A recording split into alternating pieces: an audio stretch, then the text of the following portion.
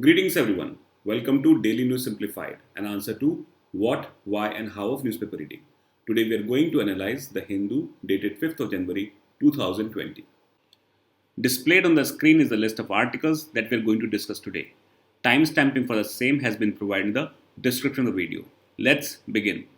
We have taken this news from page number 15, which talks about WHO pre-qualifies serum's low-cost pneumococcal vaccine. Now, as far as this news is concerned, this is important more from the perspective of understanding pneumonia and the mechanism of vaccine. Currently, WHO has pre-qualified serum's low-cost vaccine, but it is yet to be finalized for this purpose. Once this vaccine is approved, it will actually bring down the cost of pneumococcal vaccine by a big margin. It will cost only $2 per dose, which is 30% cheaper than the Gavi price. Now, in this context, it is important for us to know that this news is important more from the perspective of prelims examination, and it will be important from the perspective of science and technology. As a subtopic, it will be covered under disease and vaccines. Now, let's understand this news in full detail. Now, it is a matter of pride for India as Serum Institute of India, which is based out of Pune, has developed a pneumococcal vaccine. It is a type of a conjugate vaccine. So there are basically two types of vaccine. One is weakened live vaccine and the second is conjugate vaccine, and we'll be explaining their type in detail for your complete understanding. As already mentioned, once this vaccine is approved by WHO, it will bring down the cost of treating pneumonia. Now let's first understand the mechanism of vaccines. Now vaccines basically work by triggering the defense mechanism of the body.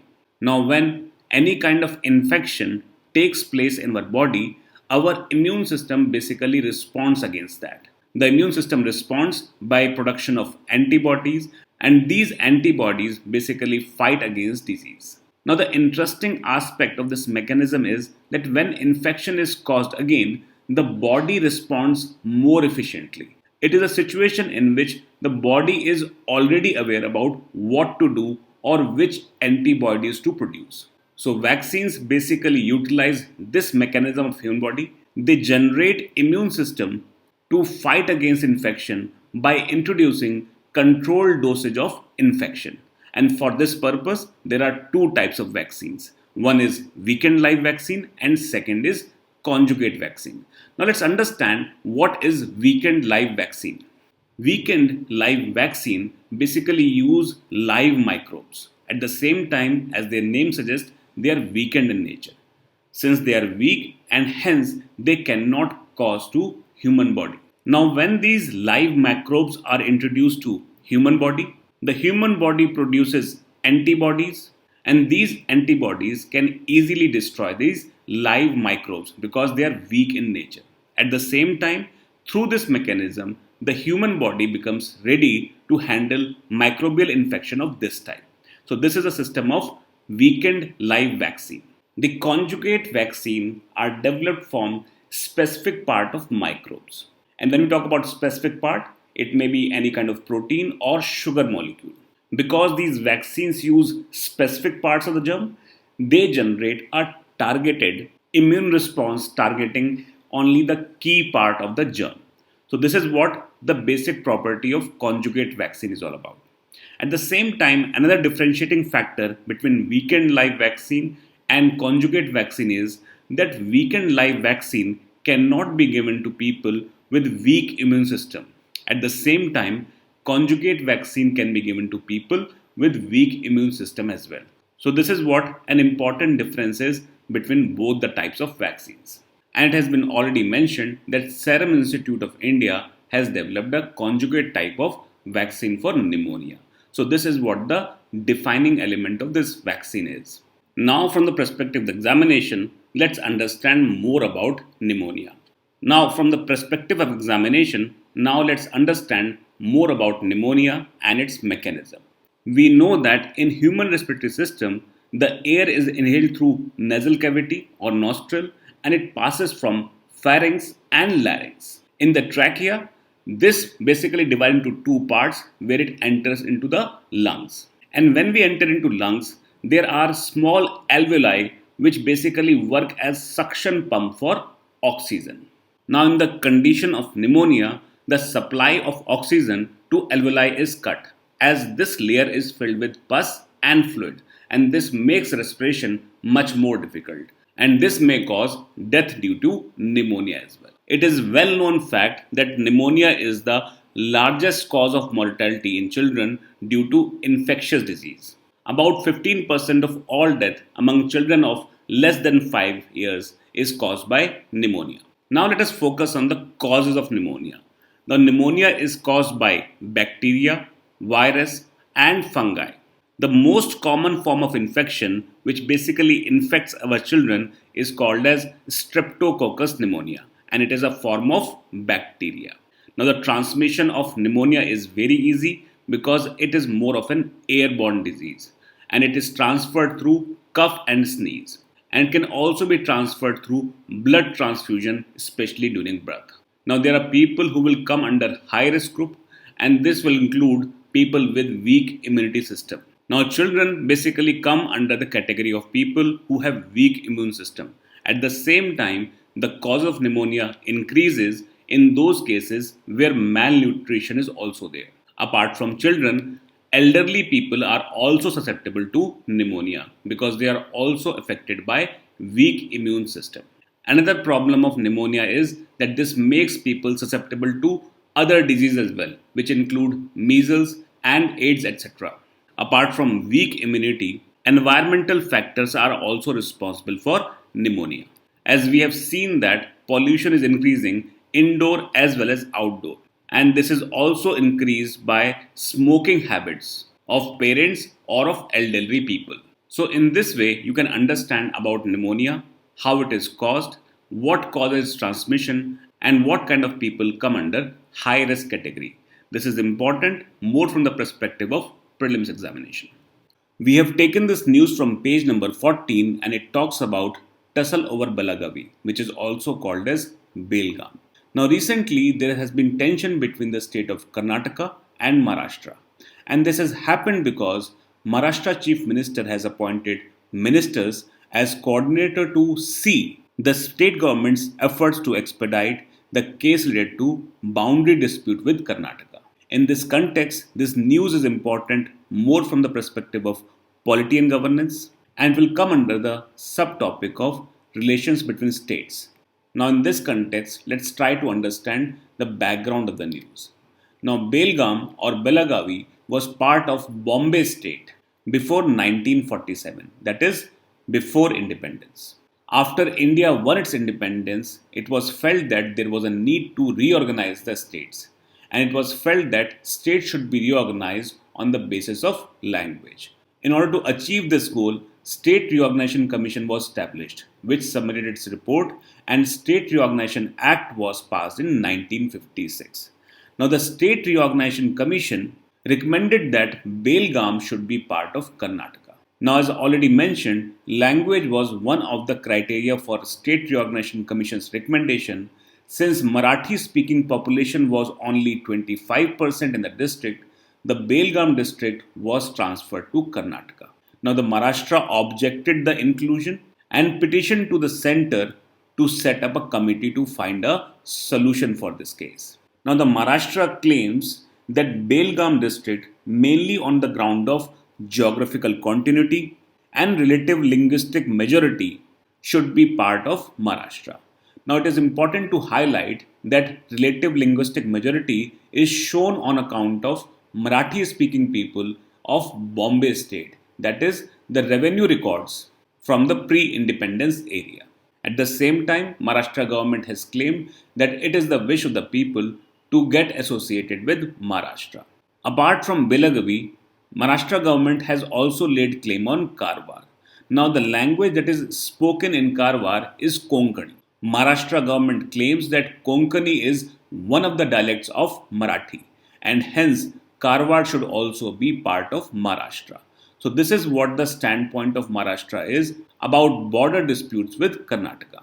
Now, as far as Karnataka is concerned, it clearly states that State Reorganization Commission's recommendations are final in nature and there is no need to open this issue again.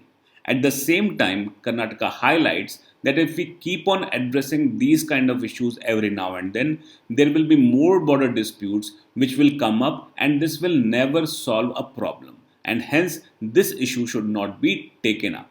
Now, as already mentioned, this issue between Karnataka and Maharashtra became important for both the states way back in 1956 itself. And in order to solve this border dispute, the central government appointed Mahajan Committee to solve this border dispute. Now, according to Mahajan Committee, Belgaum should continue to be part of Karnataka. At the same time, around 247 villages or places from Maharashtra, such as Sholapur, should be transferred to Karnataka. It also recommended that around 264 villages or places from Karnataka, such as Nipani, Khanapur, should be transferred to Maharashtra. So you can see that these three recommendations basically alienated both Maharashtra and Karnataka. At the same time, this committee also addressed the issue of Kasargod. Now, Karnataka sought transfer of Kasargod district from Kerala. Now, committee recommended that Kasargod be transferred to Karnataka. Now, all the states who were involved in this exercise basically rejected the proposal. The first 2 points made Maharashtra reject the proposal. The third point made Karnataka reject the proposal. And the fourth point made Kerala reject the proposal. And hence, the Mahajan Committee recommendations were never implemented. Maharashtra government continued to say that the report is biased and it insisted that report is against the wishes of people. Hence, there is a logjam between these two states about the transfer of disputed territory. We have taken this news from page number 8, which reads Kerala to take more cover under Miyawaki forests. The concept of Miyawaki method is adopted by many states in India, which include Tamil Nadu, Karnataka, and Kerala, to improve forest cover in their urban areas. In this context, it is important for us to understand what is Miyawaki method. At the same time, this topic is important more from the perspective of prelims examination and it will be covered under environment and ecology. As a subtopic, it will be covered under afforestation. Now let's focus about what is Miyawaki method. The Miyawaki method was developed by a Japanese botanist by the name of D. Akira Miyawaki. Now it is a unique method of afforestation and is specially suitable for urban areas. And as we know, with the process of urbanization, the forest or vegetation cover in our cities has gone down considerably. Hence, this method is adopted in our urban areas to improve the forest and vegetation cover. Now let's try to understand what are the features of the Miyawaki method. First and foremost, it is a multi-layered system of planting the saplings. The idea is to plant the saplings as close as possible, and this ensures that the vegetation cover that is developed through this method is very dense. Since vegetation is very dense, it stops the growth of weeds by blocking the sunlight. Another very important feature emerges from the same idea. Since the forest cover is very dense, it helps in maintaining the moisture of the soil as well. Now, in this system of Miyawaki, the native vegetation systems or types of plants are utilized. This is done to ensure that we do not invite any kind of alien plants or vegetation into our system which may negatively impact the vegetation type of the area. One more thing which makes this method much more operational in urban areas is that through this method, forest-like vegetation cover can be created within a span of 20 to 30 years.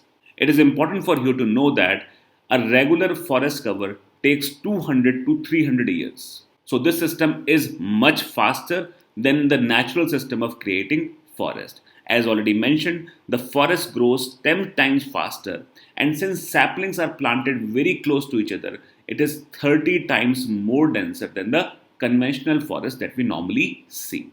As already mentioned, these forests are very dense and they grow very faster, and hence these type of forests have 30 times better carbon dioxide absorption rate as well, which is very important for controlling pollution, especially in the urban areas. Another very important feature of this Miyawaki method is that the forest type cover, which is created through this method, becomes self sustainable in 2 to 3 years. And since it becomes self sustainable, it does not require any kind of external support after it is developed. This forest also helps in retaining groundwater, recharge groundwater table, and support local biodiversity. This also increases green cover and curb air pollution. So, through this Miyawaki method, many states in India are trying to improve forest like cover in its urban areas. In the context of the news, it is important for us to highlight that Kerala government is trying to improve forest cover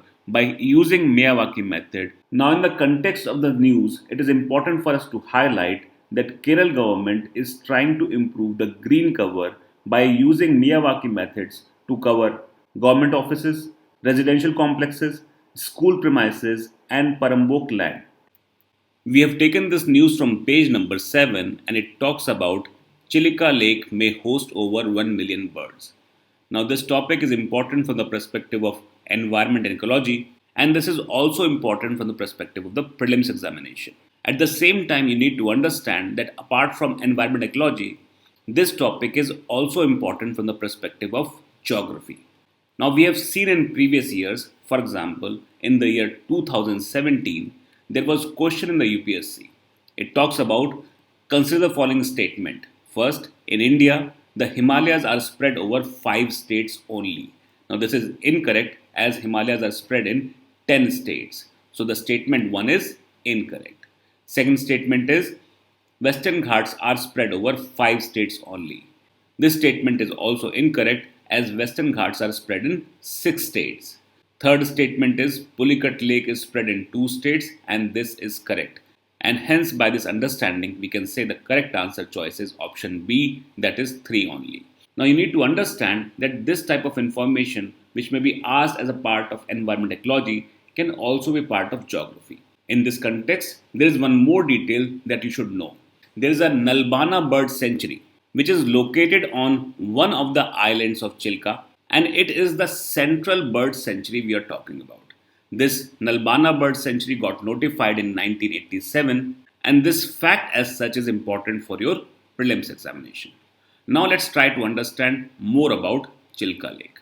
Now Chilka Lake is considered to be Asia's largest brackish water lagoon. It is also India's largest coastal lagoon and the second largest in the world. Please remember that the largest lagoon in the world is New Caledonian, which is part of the Barrier Reef. Now, as far as Chilka Lake is concerned, this lies entirely in the Odisha state and it is part of the eastern coast of India at the mouth of Daya River, which is flowing into the Bay of Bengal. Also remember that Chilka Lake is surrounded by 3 districts of Odisha, which are Puri, Khurda, and Ganjam. These facts are important for the prelims examination. Now, Chilka was designated a Ramsar site way back in 1981. It is the first water body in the India to be designated as wetland of international importance under the Ramsar Convention. So, this is a unique distinction which was bestowed upon the Chilka Lake. It is also the largest wintering ground for migratory bird on the Indian subcontinent. It was put under the Montreux record, which is not a good thing. Please try to understand what Montreux record is. Montreux record is record of such sites where there has been or likely to be adverse ecological change due to man-made activities. But later, due to conservation efforts, it was removed from the Montreux record. So this is an achievement of the conservation efforts which were carried out in the area. Now, Rambha sector in the Chilka Lake is the ideal sector for dolphins to play.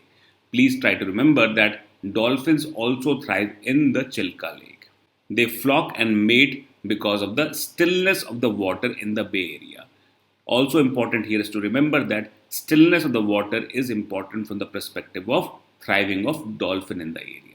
Another important fact that you must know is that Chilka also comes under the tentative list UNESCO World Heritage Site. So it is not on a full-fledged UNESCO World Heritage Site, but it is in the tentative list. So this fact or information is important from the perspective of examination. We have taken this news from page number 3 of Sunday's magazine. This relates to a very important topic from the perspective of Indian art and culture, and this article focuses on Elephanta caves. It highlights few important things. First, the spectacular carvings and the degradation which is caused by time, pollution, and unregulated tourism. Now, this topic is important from the perspective of the prelims examination, and we need to understand how UPSC basically makes question based on such kind of news items. So, we have taken two questions which highlight the nature of questions which UPSC asks. At the same time, it will help you understand what you need to know in order to answer the question correctly in the UPSC examination. Let's take up the examples. We have taken this question from 2014 prelims examination, and it reads, with reference to Indian history, art and culture, consider following pairs, and we have to match them. So there is famous work of sculpture and the site related. A grand image of Buddha's Mahaparinirvan with numerous celestial musicians above and the sorrowful figures of his followers below, and the site highlighted is Ajanta. A huge image of Varaha Avatar or boar incarnation of the Vishnu as he rescues goddess Earth from the deep and chaotic waters sculpted on the rock, and the site is Mount Abu. Arjuna's penance or descent of Ganga sculpted on the surface of huge boulder, and Mamalapuram is the site. Now we know that the second combination is incorrect, as a huge image of Varavatar or bone incarnation is there on Udaygiri, which is near Vidisha in Madhya Pradesh, and hence this combination is incorrect. Combination 1 and combination 3 are correct, and hence the correct answer choice is option C, that is 1 and 3 only. Let's take another question which was asked in 2017. It talks about the painting of Bodhisattva Padampani is one of the most famous and oft illustrated paintings at, and we have to define the location where this painting is. The correct answer in this case is Ajanta, that is option A.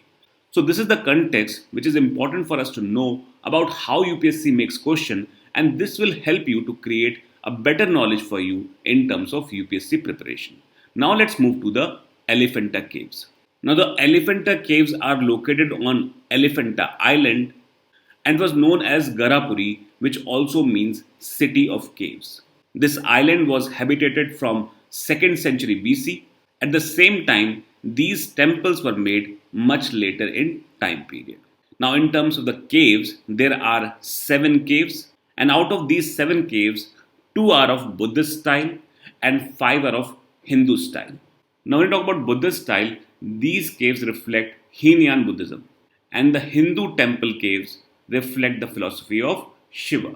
At the same time, you need to understand that there are 2 Buddhist caves, out of which only first is complete and second is incomplete.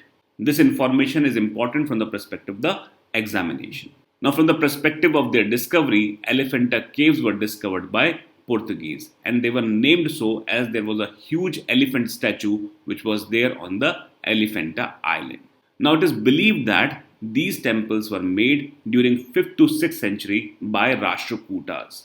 At the same time, you need to know that there is no concrete proof of that, and since these caves are much similar to Ellora caves, which were made by Rashtrakutas, it is assumed that the Elephanta caves are also made by Rashtrakutas.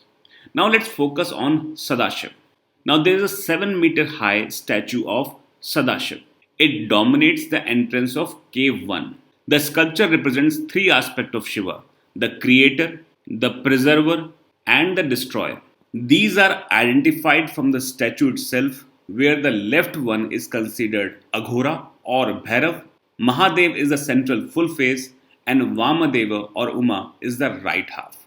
So in this form, the statue of Sadashiv has 3 faces. This is important from the perspective of the examination, and you should keep a note of that.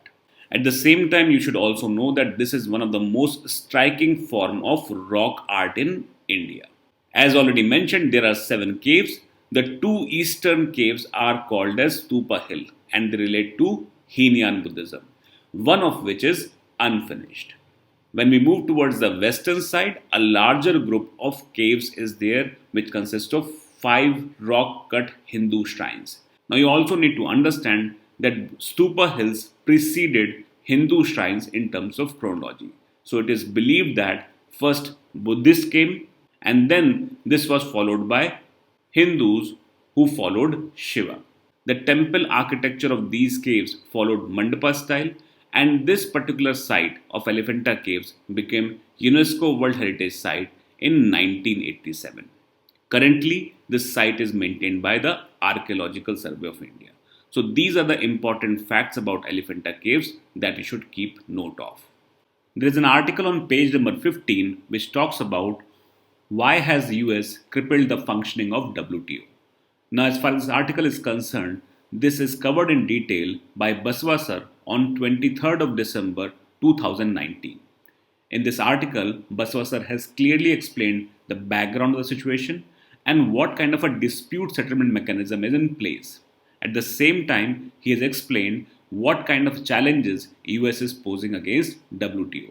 In this context, it is highly advisable for you to go back and go through this article once more for the purpose of revision.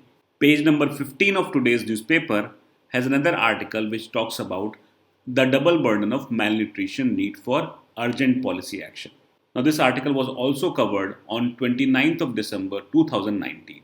In this context, National Nutrition Mission was discussed in detail. At the same time, various methods to combat child malnutrition were discussed. It is highly advisable that for the purpose of revision, you should go back and refer to this article.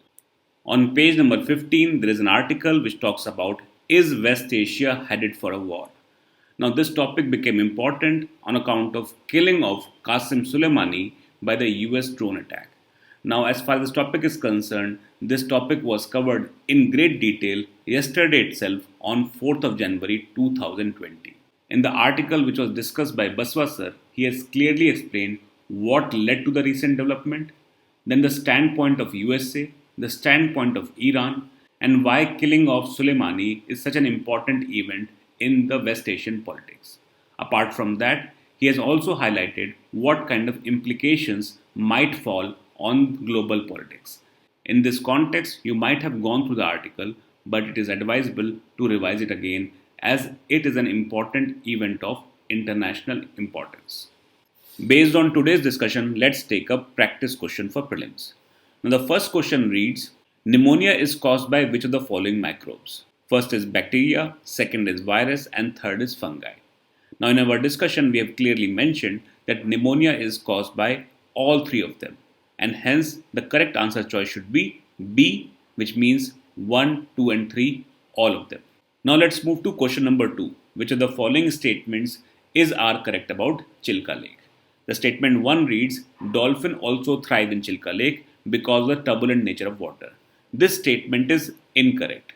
Dolphins thrive because of the static nature of the water that is found there, and hence statement 1 is incorrect. Second is, Chilka Lake lies between the states of Odisha and Andhra Pradesh. We know that Chilka Lake entirely lies in the Odisha, and hence both the statements are incorrect. By this understanding, the correct answer is option D, that is neither 1 nor 2. Question number 3. The famous statue of Sadashiva is found at. So we have to identify where this famous statue is found. Now, in our discussion for today about Elephanta Caves, we have clearly mentioned about Sadashiva, which lies at the gate of Cave 1, and hence the correct answer is option C, that is Elephanta. Ajanta, Ellora, and Dholavira are incorrect in this context. With this, we have come to the end of today's session. Let's move to the practice question for the day.